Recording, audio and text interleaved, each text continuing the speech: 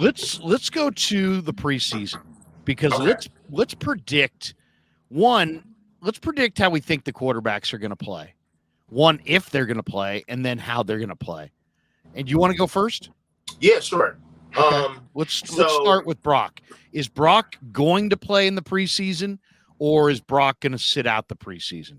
I think maybe Brock may make the dress rehearsal, the third game. Okay. He may make it, and if he does make it, maybe a series. I don't really expect anything from Brock via preseason. As far as the 49ers are concerned, like if I was inside of the building, I'm more interested in what Brock does behind closed doors than what he does on preseason, honestly. What do you mean? What do you mean by that? Well, I want to be able to stress test Brock's arm through certain defenses. I want to make Brock try to make certain throws. And I want to do that in an environment where we can just solely focus on Brock's confidence in his arm.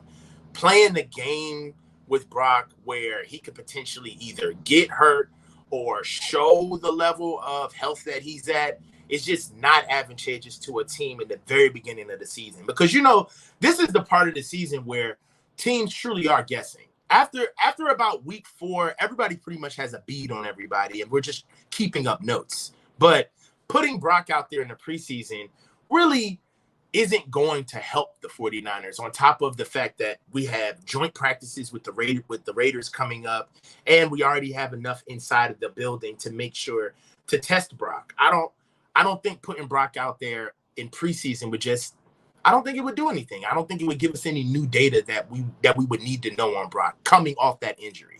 You want to take inventory on the elbow in practice behind the scenes. I want to protect that elbow. I really want to protect that elbow. And even if the elbow's good, right? Let's say like we're about to knock the league socks off. This kid's elbow is back. I don't want them to know that.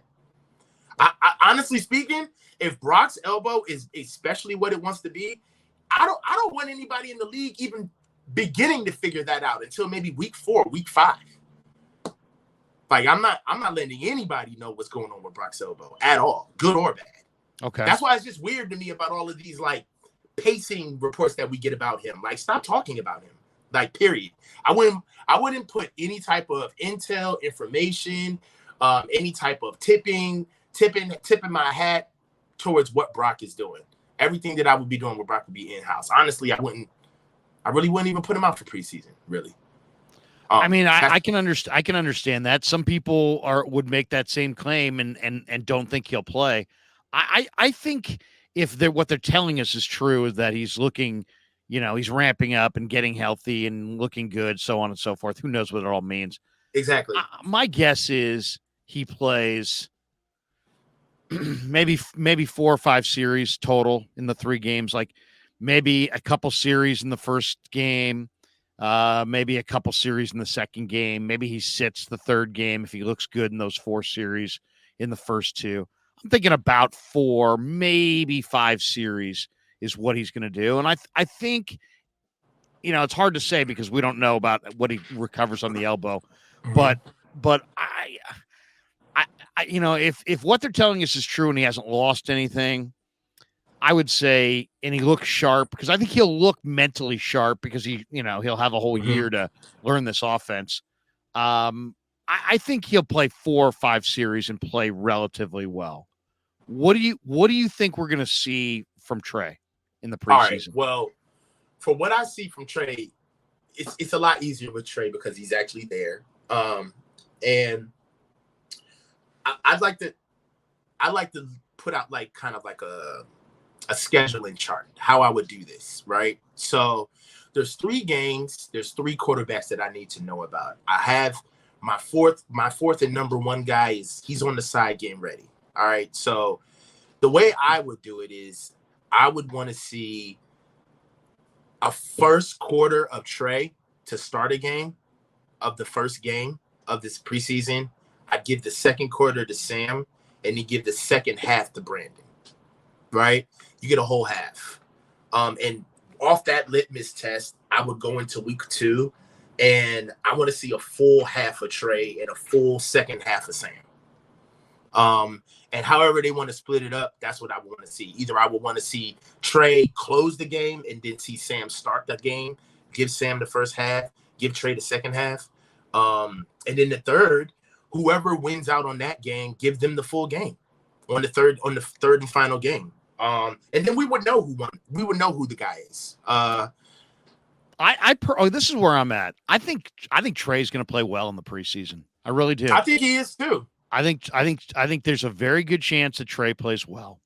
What I'm seeing in practice, and granted, I'm only seeing 20% of practice. So how confident are you about speaking about any game if you could see only 20% of that game? You could say, well, this is what I saw, but you couldn't really say definitively, this is what's going on. You saw 20%. If you see 20% of an NFL Sunday game, you're not going around telling everybody, well, I know this and I know that. You're like, hey, man, I only saw 20%. This is what so I only saw 20% of OTAs and minicamp because that's all the media saw. In what I saw, I thought Trey looked a little bit sharper than Sam Darnold, despite what Breer, Schefter, Rappaport, what all those guys are saying. Block that aside for a second, and I'm telling you, I was there. I saw Trey look a little bit better than Sam. Sam's got better throwing arm, as far as better arm strength, and took more shots down the field. But I thought Trey looked like he was in better sync with his receivers, and in the 7-on-7 and the team portion of the practices, I felt he was a little sharper than Sam overall throughout the OTAs, based on my eyes, what I saw. I expect Trey, after being in this very complicated offense for a year, to have the full scope of the offense. He looked to me, Trey this summer, Coach, looked a lot more like Brock last summer from the standpoint of Brock mastered all these drills and looked very calm doing it. This year, I saw that from Trey. So that tells me he knows the offense. He's got the mental reps. He knows the speed of the receivers and the receivers' tendencies. How they get in and out of their breaks, what their tendencies are, how much he can lead them. He seemed to really be in tune. He also threw more spirals, less errant throws, more accurate. I think he's going to play well in the preseason. And I think there's a very good chance that Brock plays 4 or 5 series and plays well as well. I really think there's a chance that all 4 quarterbacks play pretty decently. Why? Because they have a good offense. They got a good offensive scheme, and you've got 4 really, really motivated quarterbacks, but they can't keep all 4. And there's no doubt in my mind they can't keep all 4. But that's what I expect to see. I expect to see Trey play well, move the team, have some highlight plays, take some shots down the field. I think he's going to look a whole lot better than people are expecting. Yeah, I agree. Just off of mechanics alone, getting the ball out quicker, his footwork and his base being cleaned up, especially by way of Kyle saying that as well and confirming it. I do expect to see an uptick in Trey Lance. We talked about this last night. For all of the misfortunes that we've talked about with Trey, he's still been in the league for 3 years. He's still been in this offense for 3 years. Yeah, and which is great. That means he's ready. Good. Right. I'm expecting to see a utilization of the offense. And that doesn't have anything to do with Kyle. That doesn't have anything to do with the offense or the locker room. That has everything to do with Trey as a professional athlete. There are certain things that I'm going to be looking for throughout the preseason. And one of them is that missing reads or not feeling confident getting the ball out. Those are things that kind of should be cleaned up by now. And those are things that we were seeing early from Trey that we were giving him grace because he was not only developing as a pro quarterback, but getting his mechanics together and learning the offense at the same time. So a couple of those things had fallen off where he doesn't have those on his plate anymore. And I would expect to see Trey to do good in the preseason this year. I expect him to Be more consistent. Make the easy look easy. I would love to see Trey hit layups, short layered throws that don't come out 100 miles an hour. I'd like Trey to actually be on top of these things, running the offense, showing a little bit more confidence. And this is from you got to love Brock, because it's almost like we say what we want out of a quarterback until it's